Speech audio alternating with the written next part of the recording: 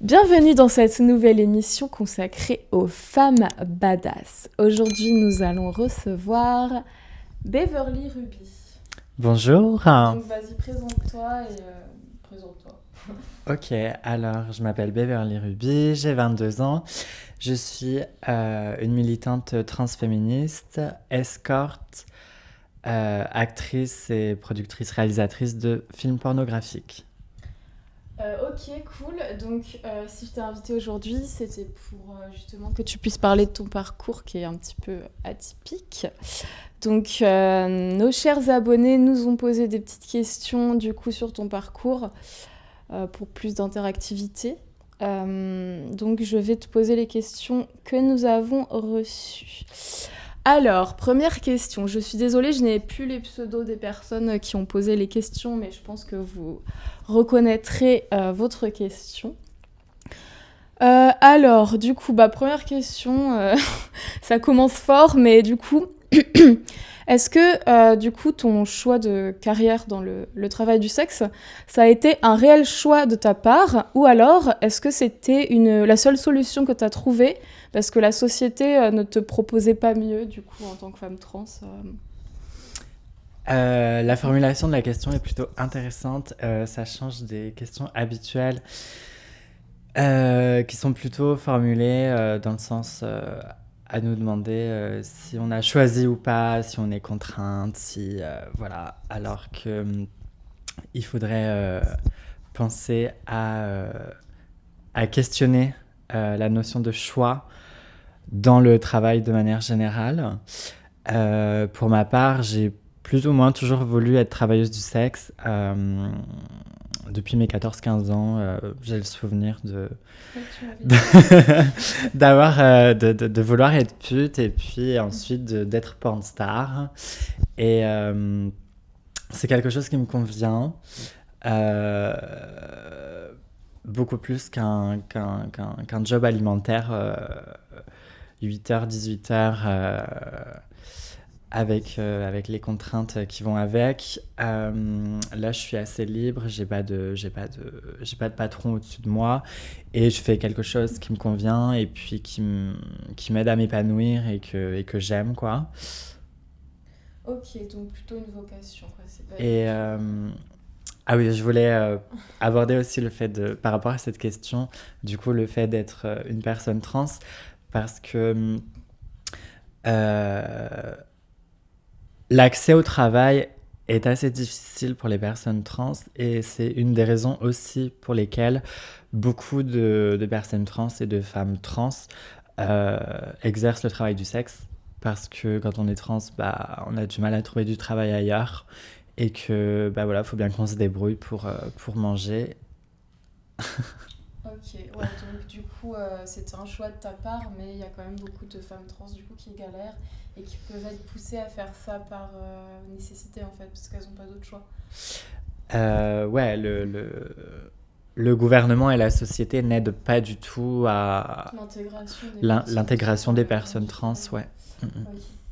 Est-ce qu'il y a des fois des clients ou des clientes qui essayent de t'arnaquer sur les sous, et comment tu te sécurises pour éviter les arnaques du coup? Alors évidemment, il y a des négociateurs. Après, j'ai jamais été arnaquée parce que depuis le début de ma carrière, j'ai jamais fait cette erreur que beaucoup de débutantes peuvent commettre, de faire des prestations sans avoir été payée avant. J'ai toujours eu le réflexe de demander l'argent avant de faire quoi que ce soit, donc j'ai jamais été arnaquée. Après, y a des hommes qui constamment essaient de négocier des tarifs, des pratiques, des prestations virtuelles, peu importe. Mais voilà, jamais d'arnaque. Ok, bon, ça va. Ensuite, alors du coup, grosse question. Elle fait 5 lignes la question. Alors, en termes de créativité, sur le plan artistique en fait, est-ce que tu t'épanouis sur ce plan, ton expression de toi? Je voudrais savoir si tu contribues au scénario, aux personnages de tes films X, de quelle manière? Ce qui te plaît, ce que tu pourrais vouloir creuser plus, qu'est-ce qui t'éclate le plus? Euh, Bah, ce qui m'éclate, c'est de tourner des vidéos avec des scénarios. Par exemple, quand je fais du contenu personnalisé, j'apprécie que j'apprécie les clients qui savent ce qu'ils veulent et puis qui m'envoient vraiment des demandes détaillées et des scénarios et des précisions sur leur kink, sur vraiment ce qu'ils attendent de moi, sur ce qu'ils aiment et tout. Et en général, ces clients-là, c'est des personnes qui ont justement des kinks, des fétiches qui sortent de la norme, des fétiches assez particuliers qui sont plutôt stigmatisés. Et du coup, et qui peuvent d'ailleurs avoir de la difficulté aussi à trouver des personnes pour réaliser ce genre de contenu. Moi, je suis hyper ouverte et j'adore. Enfin, je suis ouverte à toute proposition et j'adore tourner du contenu euh, fétiche avec de la nourriture. Ça m'est arrivé de tourner du scato, bien que c'est des choses qui m'excitent pas forcément, mais je trouve ça très amusant à tourner et beaucoup plus enrichissant et que le contenu qu'on peut tourner. Ouais, ça devient un peu lassant au bout d'un Ouais, moment. voilà, c'est ça. Genre, ça change et puis c'est fun à tourner. On rigole, on s'amuse à tourner ce genre de contenu. Et après, par rapport à ma créativité, bah, ça va, ça vient. Je pense, comme tous les artistes, il y a des périodes où bah, on est un peu en panne de créativité. Et je suis un peu dans cette période-là en ce moment. J'ai du mal à créer du contenu. Je sais plus quoi faire parce que j'ai fait pas mal de choses. J'ai fait un peu le tour et j'en ai marre de faire la même chose et j'ai plus trop d'inspiration. Après, du coup, l'année dernière, je me suis lancée dans la réalisation et la production de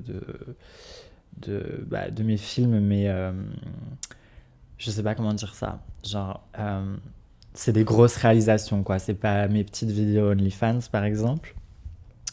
Donc l'année dernière, j'ai produit et réalisé un film dans lequel je performe, qui a été sélectionné 2 fois cette année en festival en Belgique.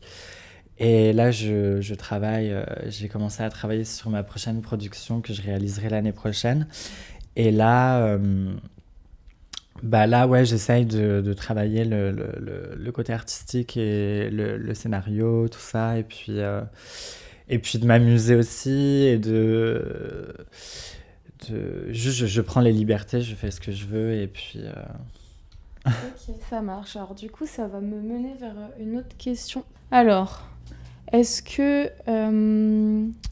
tu as déjà fait face à l'objectivisation ou le manque de respect du corps et du consentement dans l'industrie de la pornographie?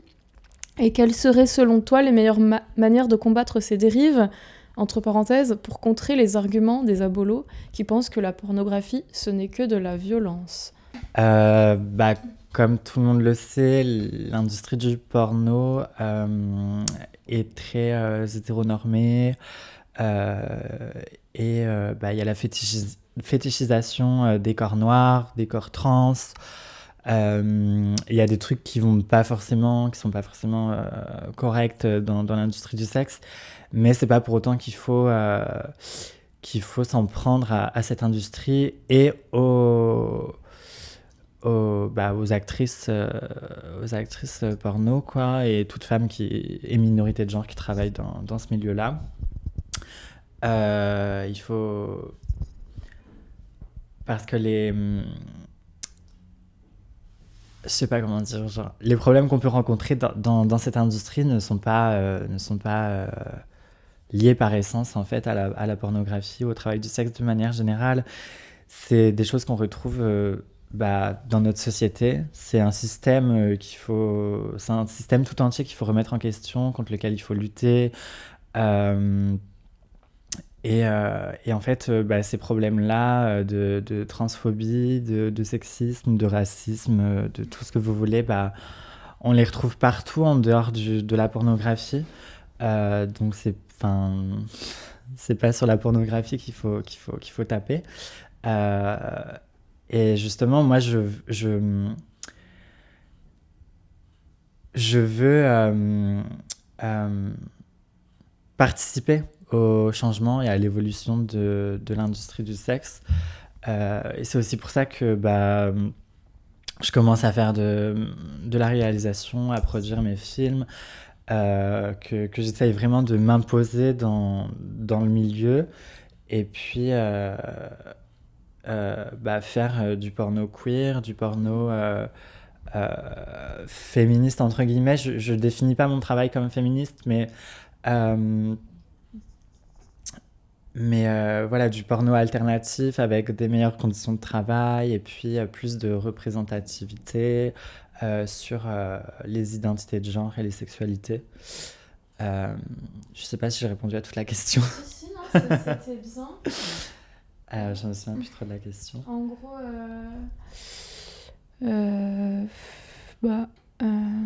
c'est pas compliqué avec les fans. Oui, c'était... non, si, t'as bien répondu en vrai. Ah oui, je vais rajouter un truc. Vas-y. Et que, voilà, si justement on veut faire changer les choses et que le porno soit moins oppressif envers les personnes de minorités de genre, etc.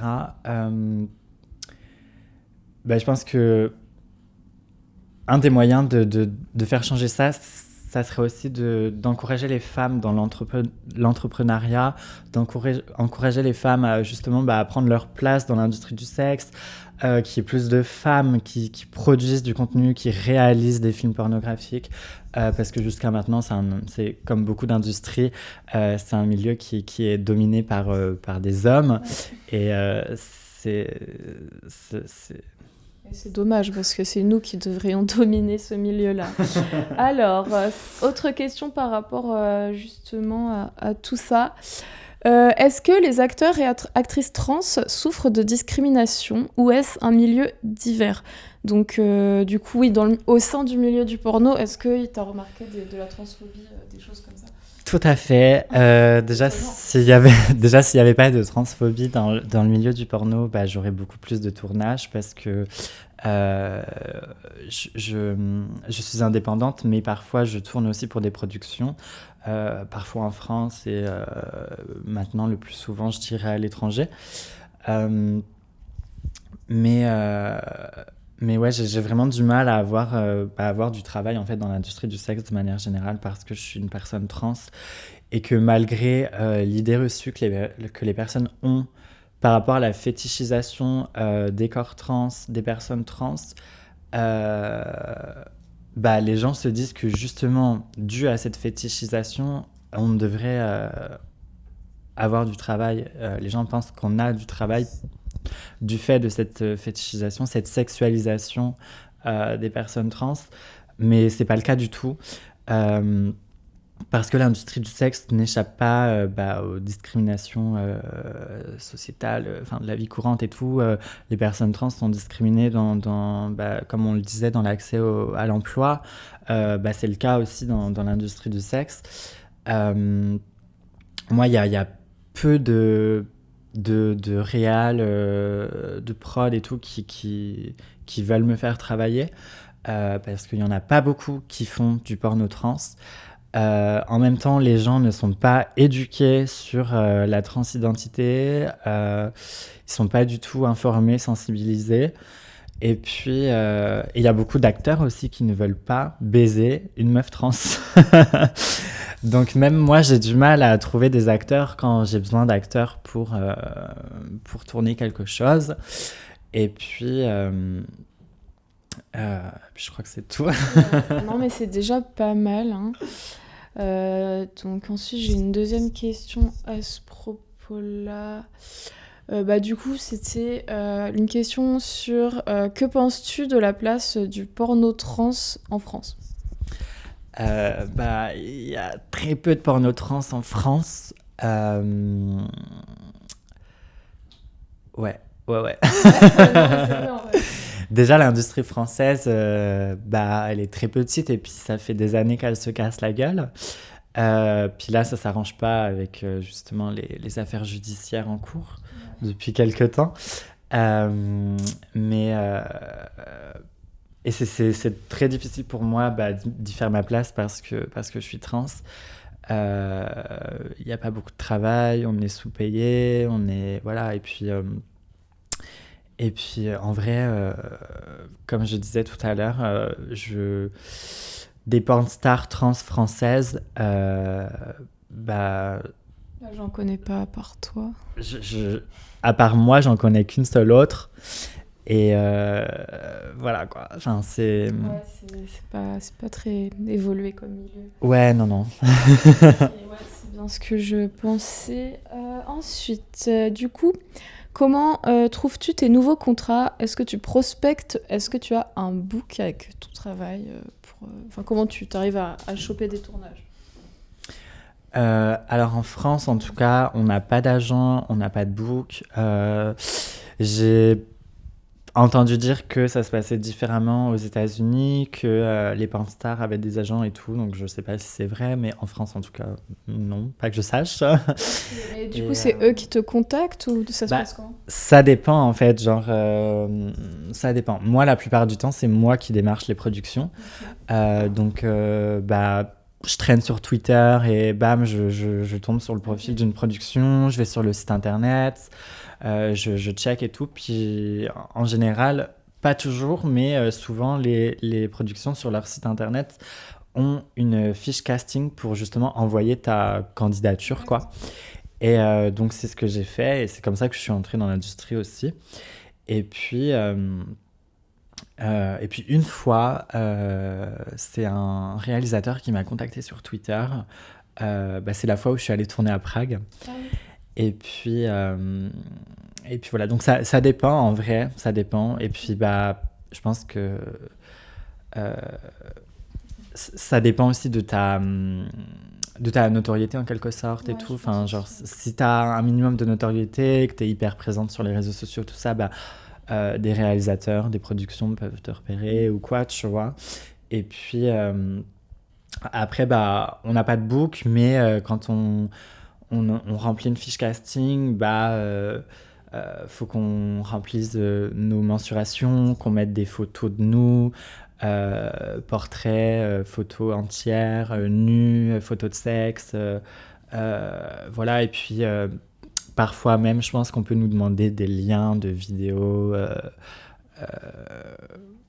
qu'on a déjà tournées, ou enfin, ouais. D'accord. Ça marche. Donc du coup, est-ce mieux de faire carrière à l'étranger ou en France? Si tu veux faire carrière dans l'industrie du sexe, en vrai, t'as pas le choix d'aller à l'étranger. C'est pas en France que tu feras grand-chose. Voilà, toutes les porn stars tournent à l'étranger. Voilà, il n'y a pas grand-chose en France. Et puis, après, j'ai déjà dit... Oui, tu t'en ouais. as déjà parlé. Ok, donc plutôt à l'étranger. Alors bon, la question est formulée bizarrement, mais du coup, est-ce que tu te sens mal si tu es jugé par ton entourage, alors que toi, tu veux vivre simplement de ce que tu aimes faire? J'ai un peu reformulé, mais... Déjà, mon entourage, il est bâti en sorte que ça soit des personnes avec qui je me sente bien et qui m'acceptent comme je suis. Donc, il n'y a pas ce problème-là. Puis, si jamais je rencontre ce genre de problème avec quelqu'un, en fait, la personne dégage de ma vie, quoi. Exactement. Je vais pas m'entourer de ce genre de personnes, quoi. Ouais, non, mais je suis 100% d'accord. Très bien. Alors, est-ce que ce n'est pas trop compliqué avec certains fans, des fois, qui peuvent être chelous? T'as jamais eu d'expérience bizarre? Il y a des fans un peu chelous ou relous parfois, mais je crois que j'ai jamais eu d'expérience bizarre ou vraiment intense là. Mais c'est vrai que parfois sur les réseaux sociaux, il y en a beaucoup qui se sentent un peu pousser des ailes. Et que, en plus, je pense être vraiment accessible à mes fans sur les réseaux sociaux, etc. Et même en vrai, quand j'en croise dans la rue et tout. Mais Mais il y en a qui prennent un peu trop la confiance et qui ben voilà, si on leur répond sur Instagram ou en message Twitter et tout, qui commencent à partir un peu trop loin en nous racontant leur vie et en nous envoyant beaucoup de messages et tout. Des fois, c'est un peu too much, quoi. Ouais, ouais. Mais voilà. Alors, donc là, c'est pas vraiment par rapport à ton taf, mais du coup, je pense que c'est intéressant quand même. À quel point le fait d'être une femme trans... Ah si, à quel point le fait d'être une femme trans travailleuse du sexe te bloque dans ta vie, dans ta recherche d'appartement, dans ta vie perso, etc.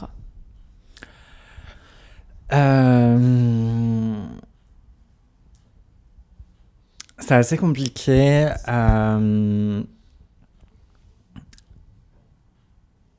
C'est assez compliqué. La recherche de travail, il y a fut une époque, je cherchais un job alimentaire parce que je n'arrivais pas encore à vivre du travail sexuel.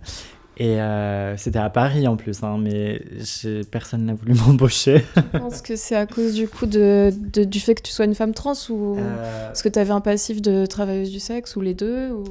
À moins que les employeurs se crossaient sur mes vidéos, je pense pas qu'ils savaient que j'étais travailleuse du sexe. mais mais C'est jamais... oui, c'est possible qu'il y en ait un ou deux qui me connaissent de là, mais non, en vrai, c'est sûr que pour certains, il y avait la transphobie. Après, peut-être pas pour tous là. Pour certains, oui, et après, je sais pas, tu vois, genre... mais après, même dans la vie, de manière générale, en fait, j'ai un lourd passé, j'ai une grande histoire et tout, puis... c'est assez difficile à gérer au quotidien, la dépression et l'anxiété chronique. Ouais, du coup, la vie au quotidien est pas toujours facile à gérer avec la dépression, l'anxiété chronique et tout. J'ai même de l'eczéma sur la peau. Voilà, et puis c'est pas toujours évident de... Je sais pas comment dire. Enfin, j'ai les traces de mes traumas et du harcèlement que j'ai subi dans mon adolescence et dans mon enfance. Je pense que tu comprends de quoi je parle. Ouais. Et enfin, t'as vraiment des marques, je pense, qui resteront à vie. Et ça, c'est lourd. Genre, quand tu sors en public et que, genre, dès que tu croises quelqu'un qui rigole ou que t'as l'impression qu'il te regarde... Voilà, t'as toujours l'impression que les gens rigolent de toi, t'es toujours dans cette position-là et c'est un peu fatigant et c'est pas toujours facile à gérer. Et des fois même, genre, j'ai des hallucinations auditives où je sais pas, genre, j'ai l'impression qu'il y a des gens qui m'insultent dans la rue ou quoi, ou genre, il y a des trucs, tu vois. Et Et ouais, bon, et après, c'était quoi c'était en vrai, tu t'es déjà pas mal confié là, mais si t'as autre chose à dire, c'était sur. Enfin, j'ai pas envie non plus que tu déballes tout, des trucs trop intimes devant tout le monde si t'as pas envie. Hein, mais, T'inquiète. La vie perso, oui. Le dating, les mecs, men are trash. Il y a des choses à dire. Bon. Alors, ok. Ça repart. Voilà, et c'est vraiment difficile, même dans la vie personnelle, dans le dating avec les hommes, etc. D'être une femme trans, c'est déjà hyper compliqué. Déjà parce qu'on est constamment sexualisé, objectifié, on est vraiment vu que la plupart du temps uniquement comme des objets de fantasmes honteux. On est là que pour que les mecs se vident les couilles et ils assument même pas. Y a beaucoup de mecs qui assument pas, enfin qui n'assumeraient pas me dater en public, sortir dans la rue avec moi, s'afficher avec moi parce que je suis trans.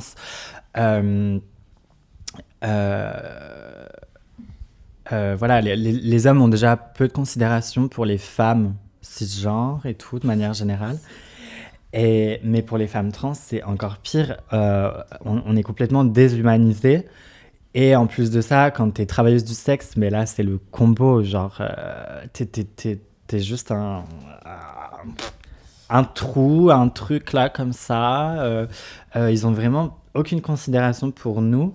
Et ça, j'en souffre beaucoup dans ma vie personnelle. Bah, à cause des hommes, du dating et tout. Alors que... Et, et, hum, et le fait qu'on nous ramène toujours à ça, qu'on me réduise en fait à une actrice porno, qu'on me voit que par ça en fait. Et c'est assez fatigant parce que certes je suis actrice de cul, et j'en suis fière, mais en fait ça m'use qu'on me réduise qu'à ça et qu'on cherche pas à savoir qui je suis vraiment derrière. Voilà. Oui, tu n'es pas que ça. Effectivement, je comprends ce que tu veux dire. Ensuite, alors, comparé aux collègues cisgenres, est-ce que tu as des préparatifs, plans, organisation et démarches supplémentaires vis-à-vis de ta sécurité, par exemple, éviter les agressions transphobes? Est-ce que c'est pire ou plus facile que à quoi tu t'attendais? Est-ce que en fait mon travail est pire que ce que je m'attendais avant de commencer Ouais, je pense que c'est ça la question. Je crois, ouais. Bah, du coup, pour les préparatifs, c'est pas de la sécurité, mais il faut qu'on fasse des lavements. Ça, c'est chiant en plus, là, toujours se laver le cul et tout, bref. Sinon, niveau sécurité, bah, je pense pas qu'il y ait grand chose qui change par rapport à nos collègues escortes ou voilà, cisgenres. On travaille un peu de la même façon, on filtre les clients par message, et puis, enfin voilà, avec l'expérience, on apprend à repérer les clients qui vont potentiellement être problématiques, ceux qui vont nous faire perdre du temps, etc. Et puis voilà, et puis on se sécurise comme on peut, et et, euh, par contre, bah, en étant trans, ce que je peux dire, c'est que, bah, comme je l'ai dit tout à l'heure, on est plus précaire. On n'a pas... on a moins facilement de clients que des collègues cis. Et puis, nos tarifs, on ne peut pas forcément demander des tarifs aussi élevés non plus. Ouais. Tu ne gagnes pas 10 000 € par mois avec ton OnlyFans Ah bah non. comme toutes les travailleuses du sexe. Je ne comprends pas. Tu es donc précaire. Et putain, qu'est-ce que je voulais dire? Oui, après, oui, ce que je voulais dire, c'est que après, depuis un bon nombre d'années, ça devient de plus en plus difficile justement de filtrer les clients et de pouvoir juste choisir nos clients parce que ils se raréfient à cause des politiques répressives et abolitionnistes. Notamment avec la loi de pénalisation des clients du 13 avril 2016 qui est venu remplacer le délit de racolage. Donc maintenant, c'est les clients qui sont pénalisés. Suite à cet article de loi, les clients disparaissent. Mais par contre, les violences augmentent.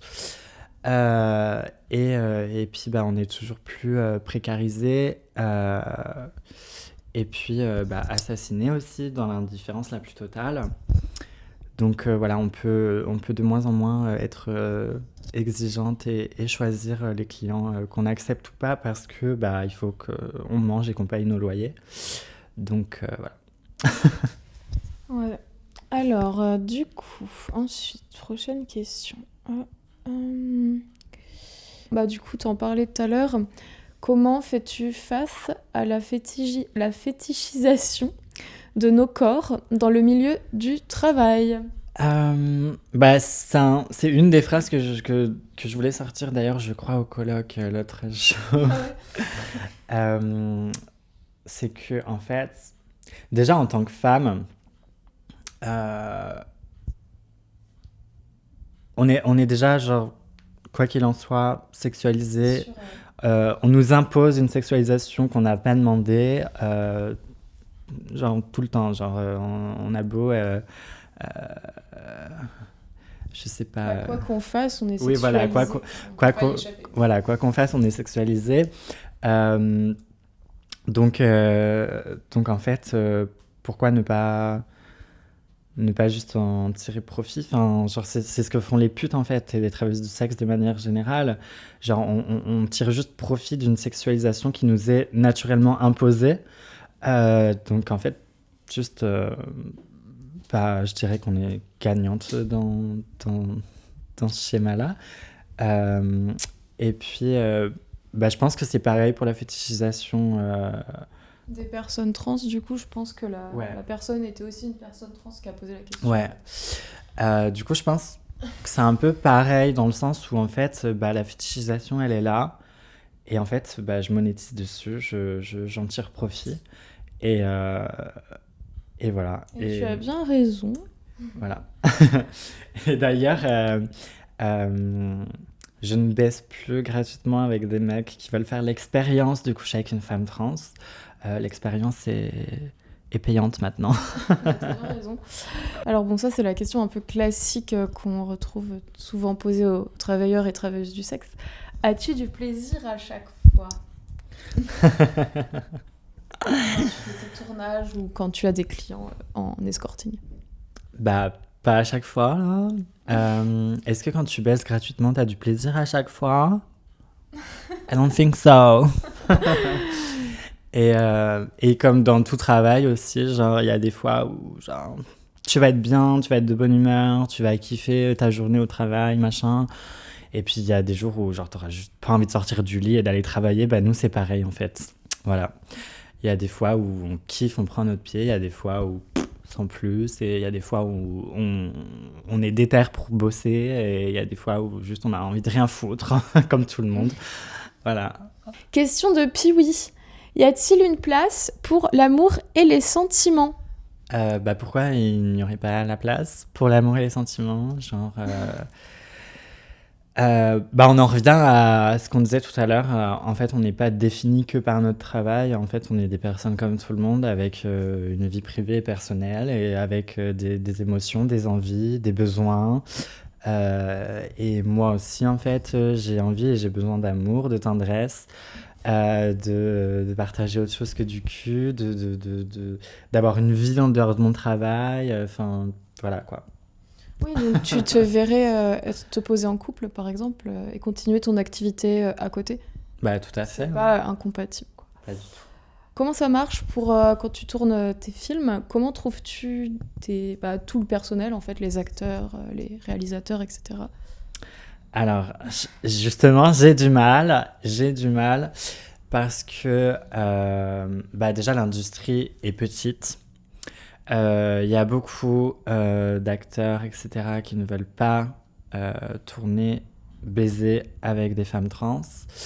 Et j'avais vraiment galéré l'an dernier quand j'étais à la recherche d'un performeur justement pour mon film. Il y en a même un qui s'était engagé auprès de moi et puis qui m'a ghosté. Et j'ai eu beaucoup de mal. J'ai posté des annonces partout. J'ai demandé sur mes réseaux sociaux. Enfin, j'ai fait ce que j'ai pu. Mais j'ai vraiment galéré. Au final, j'ai réussi par retrouver et j'ai embauché, j'ai tourné avec un collègue militant. Euh, mais ouais, c'était pas facile. Après, pour la figuration, bah, c'était surtout des collègues. Mm. Voilà. Et puis bah, là, pour mon film de l'an prochain, qui sera plus gros budget, ce sera une beaucoup plus grosse production, bah, je vais embaucher de la figuration. J'ai déjà quelques copines sur le plan. Je sais toujours pas encore pour l'acteur et j'espère que j'aurai moins de mal à le trouver. Mais ouais, c'est pas toujours évident. Je sais pas quoi rajouter. Non, mais c'est déjà bien. C'est déjà bien. Ah bah écoutez, s'il y a un acteur X qui nous regarde et que tu es intéressé, tu peux contacter Beverly. Et par contre, nos abonnés en compte anonyme qui nous envoient des messages pour tourner avec nous, et qui veulent devenir acteurs, ça marche pas comme ça. Ça marche pas comme ça. Non, désolée. De quelle façon alimentes-tu ton travail de productrice, actrice X avec tes idées militantes ? Je comprends pas trop le sens de la question. Là. En gros, comment expliquer genre, tu es militante féministe et aussi contre la transphobie. Et est-ce que ton travail d'actrice X se rejoint avec ça, tu vois, comment tu essaies d'insuffler un peu de tes idées dans ce que tu produis, tu vois ce que je veux dire ou pas ? Ouais, je pense. Bah, du coup, ça...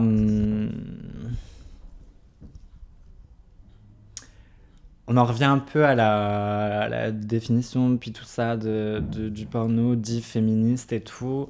Est-ce que ton travail est une forme de militantisme ou c'est vraiment séparé ? Tu sépares ton activité d'actrice et de militante ou tu rejoins les deux ? Je pense que même sans le vouloir, ça se rejoint forcément. Ouais, c'est sûr, c'est ce que j'aurais pensé aussi. Ouais. Que ça se rejoint forcément et que tout est politique et que le porno c'est politique. Et que ça se retrouve aussi dans ma façon de travailler et puis dans les conditions de travail. Le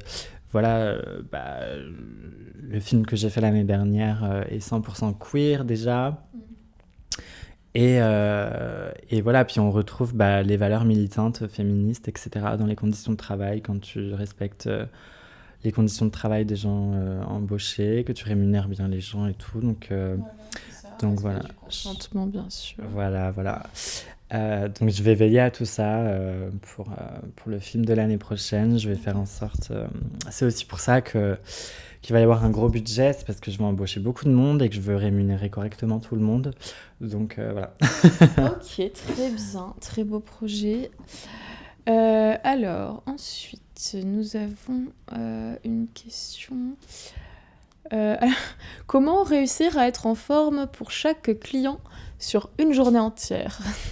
Ah, ça, c'est les personnes qui pensent que se tapent 10 clients à la journée. Que les escortes se tapent 40 clients dans la journée. Bah, c'est ce que disent les Apollo, hein, 40 sodomies par jour. C'est ça, exactement. Oui. Bon, du coup, raconte le réel quotidien d'une travailleuse du sexe et pas se taper 15 mecs par jour. Déjà, sur une semaine de 7 jours, j'ai pas de clients tous les jours, en fait. Non. Non, c'est un cliché, ça. Non. Surtout en ce moment, là, il y a R. Et puis, après, si tu bosses en salon, c'est différent. Pour avoir travaillé en salon de massage érotique à Montréal, là, il y a plus de clients, il y a plus de passages. Donc, tu peux faire 3 clients dans la nuit, tu vois. Voire parfois aucun. Ça m'est arrivé de faire des services de nuit, genre passer toute la nuit au salon et ne faire 0 client. Mais voilà, enfin, tu travailles plus, tu as plus de clients quand tu travailles dans un établissement que quand tu es indépendante, déjà. Voilà. Et du coup, c'était comment ne pas être fatiguée ? Non, c'était du coup la question exacte. C'était comment réussir à être en forme pour chaque client sur une journée entière. Voilà,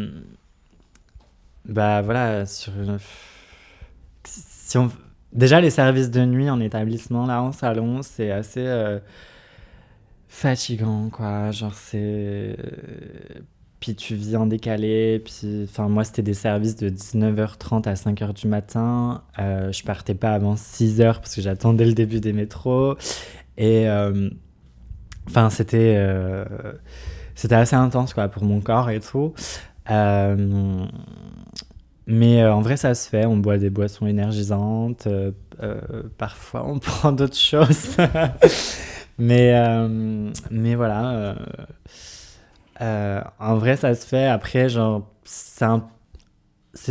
tu t'adaptes aussi. Genre, au début, c'est difficile. Puis après, quand tu commences un peu à prendre le rythme de nuit, etc., bah, tu t'adaptes un peu. Ça va mieux. Tu arrives plus facilement à aller jusqu'au bout des services.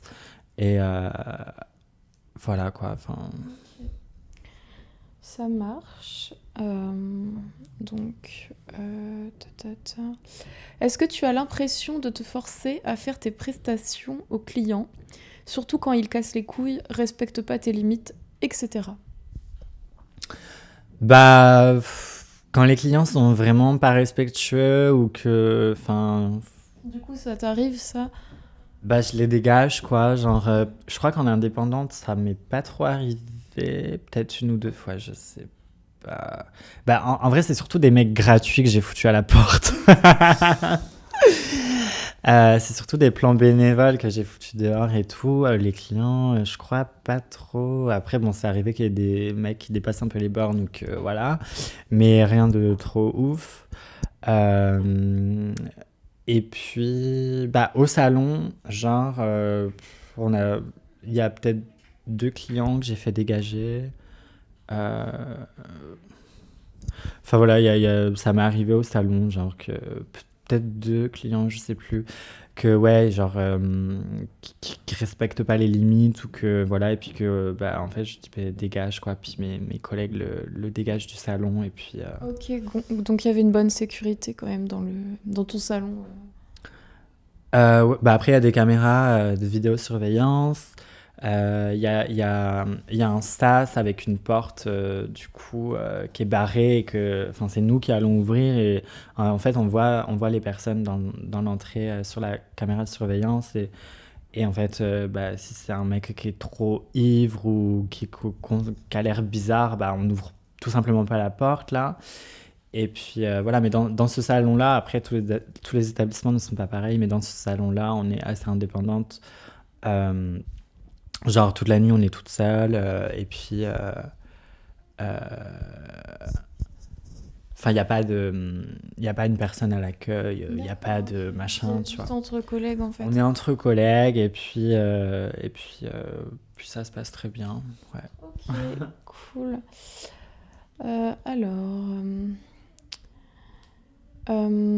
Ben du coup, il y a une question qui est est-ce que parfois tu as peur? C'est pas précisé de quoi, mais t'as des peurs des fois. Bah je pense avec les clients. Ouais. C'est arrivé, mais en général ça va. Euh, Ouais, je pense que c'est probable, ça, c'est déjà probablement arrivé, mais ou que je sois pas trop rassurée au début et tout, le mec, je sais pas trop à quoi m'en tenir et tout, mais de façon globale, je pense que ça va. Au salon, ça m'est arrivé d'avoir peur Ah ouais. parce que j'ai fait quelques services toute seule, toute la nuit, au salon, et et c'est toujours quand j'étais seule au salon qu'il y avait des mecs chelous qui venaient. Et je te jure, en plus c'est dans un quartier, enfin il y avait des crackheads qui traînaient dans la rue et tout. Et un soir, il y a un mec, ça devait être un crackhead et tout, il était un peu bizarre et je le voyais sur la vidéo de surveillance dans le sas et genre j'ai pas osé ouvrir du tout et je me chiais dessus, j'étais toute seule. Le mec il tapait à la porte. En fait avant d'entrer il tapait déjà dans la vitrine. Parce qu'en fait il y a une vitrine qui... Derrière la vitrine en fait c'est le lounge où on chill avec les meufs enfin, en attendant les clients et tout.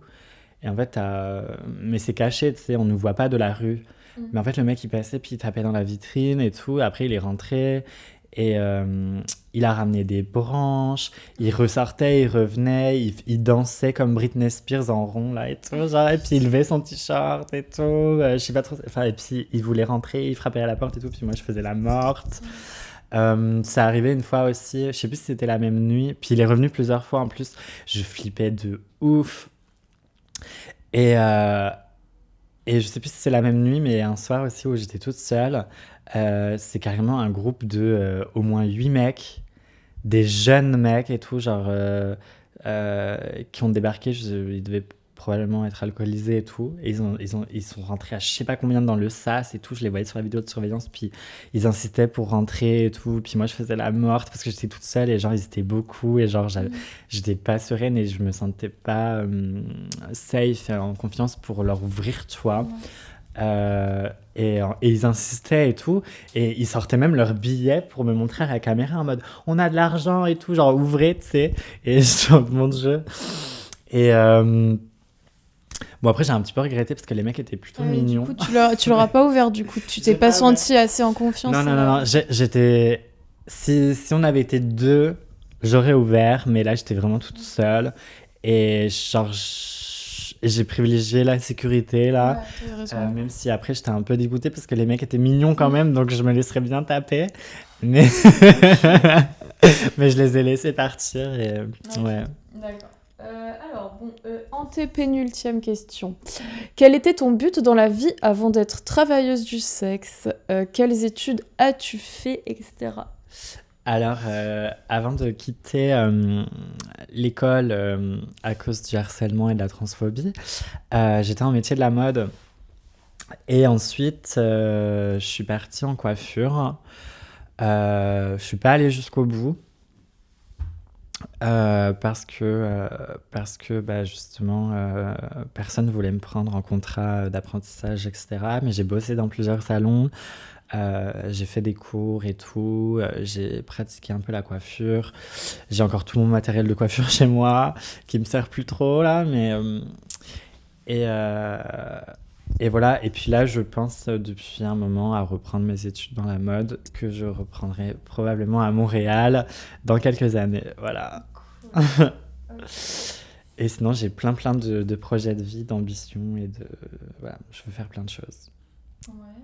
Du coup, ça enchaîne sur la dernière question. Quel est ton rêve ?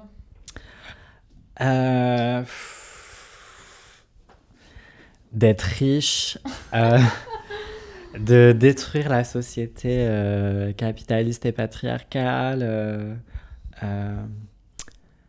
voilà, C'est un beau rêve.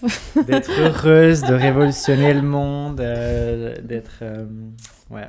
De réussir dans la vie, de réussir mes objectifs professionnels, etc. Voilà, j'ai plein de rêves. Ok. Bon, dernière question, ça c'est la mienne. Pour toi, qu'est-ce que c'est que le féminisme ? Ta question à toi. Ma vision du féminisme, c'est